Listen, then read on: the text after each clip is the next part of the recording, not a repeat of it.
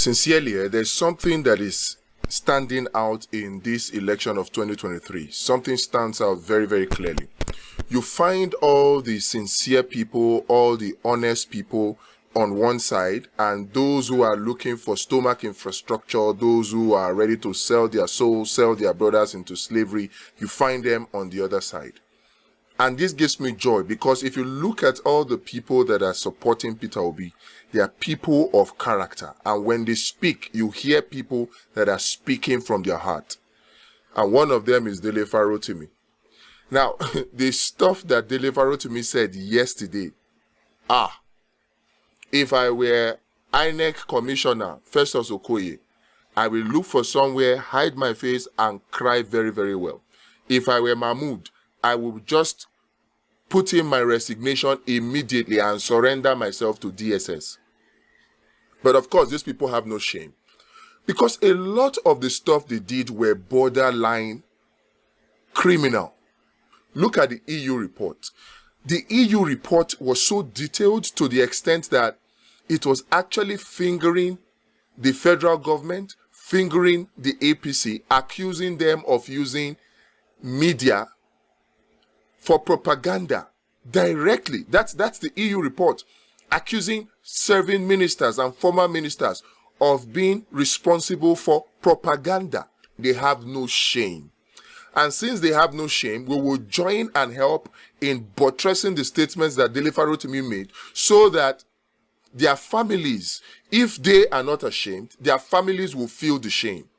Truly, if it is not that the brain is disconnected from the mouth of Festus Okoye, even the Festus Keyamo, if not that the brain is disconnected from the mouth, why would they still be in office, coming to say things that they themselves know is a lie? If you listened to the interview with Festus Okoye, you will see somebody who knows that what he's saying is a lie, but he's saying it anyway because he knows that nothing will happen. And how does he know nothing will happen? Probably because he knows that the people who are responsible for the rubbish that he was defending are on his side, or he knows that the people to whom they did those rubbish will be quiet and say nothing. This is why it is important that we not keep quiet. This kind of statements by Dele Farotimi should be met with a lot of buttressing. We should share it, we should loud it to the loudest, so that if these people don't hear it, their family members should hear it. Their friends should hear it. So that if you're not paying them, since they are probably giving up their shame, their family members and their friends should be ashamed on their behalf. And we won't give up. So many things that these people should resign for, and they refuse to resign. There are so many things about the 2023 elections that it's not just about rigging, they were simply fraud. Something the EU report pointed out that nobody has pointed out except me. The so-called voter apathy. There was no voter apathy. It was a systematic move by Mahmood's INEC to disenfranchise a large number of voters by something they did on election day. And the EU report pointed it. I had mentioned it earlier in another video. That video didn't get much views, but it gave me a lot of joy to see that the EU report pointed it out. And what was it? On election day, many people woke up, went to the polling unit where they voted in 2019, and they did not request a change in their polling unit. They went to their polling unit where they have voted before and discovered that their names were not on the list. INEC had moved them. And because of this, many people simply decided to go back home. Millions, I'm talking about millions. I know this because this happened to my wife. She woke up, went to her polling unit, and discovered that her name was no longer on the list. And she was panicking. In fact, she was about going home. When me, upon looking or searching for my name on my own list in my own polling unit, saw the name of my wife in my polling unit. And then I called her and she came. If I were not in a polling unit and saw her name on the list in my own polling unit, she would have gone back home because she had already decided to go back home. And that was what happened for a lot of people. I have people in other polling units that gave the same report. So many of the voters were disenfranchised. Millions of voters were disenfranchised by this singular act. By this singular act of INEC. It is criminal.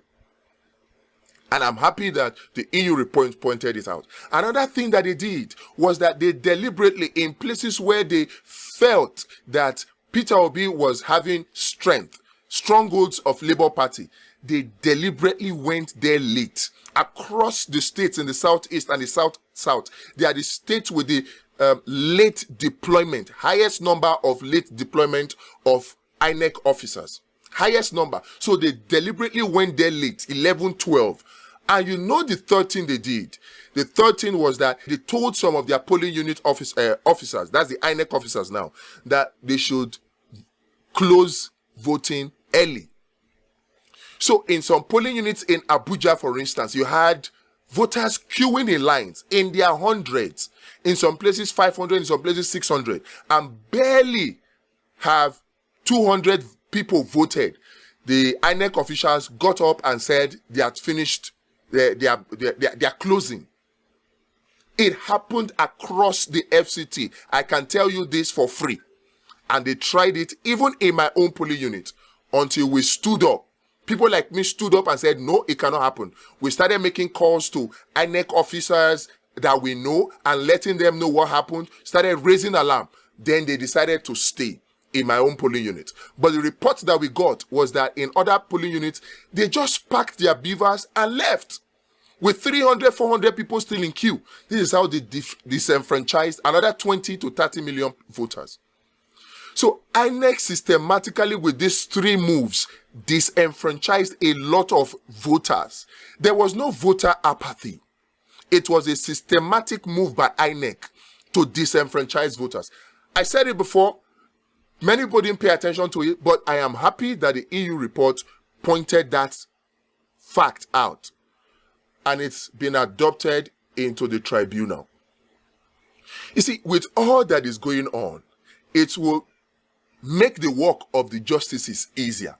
With the overwhelming evidence of Peter Obi and the Labour Party, even of the PDP, and the weak defense, very weak defense of APC and Tinubu that we have seen so far, and INEC that we have seen so far. For me, it is a coasting to victory. This makes the job of the judges easy. They should not feel pressured. It's not a question of feeling pressured. No, because we are watching. Do the right thing for the sake of your conscience. Do the right thing for the sake of your reputation. Do the right thing for the sake of your country. The time has come where we need people that will stand up patriotically, in patriotism for Nigeria. Justice must not just be done, it must be seen to be done.